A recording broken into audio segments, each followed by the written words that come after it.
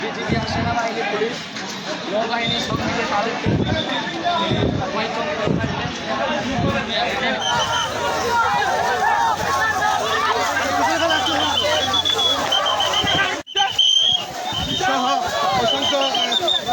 আপনারা ঠিক লক্ষ্য করছেন যে মায়ের বাড়ি যে বিদ্রোহী গোষ্ঠীরা রয়েছেন আশা ওনাদেরকে আটককৃত যারা রয়েছেন তারা কিন্তু কিছু করতে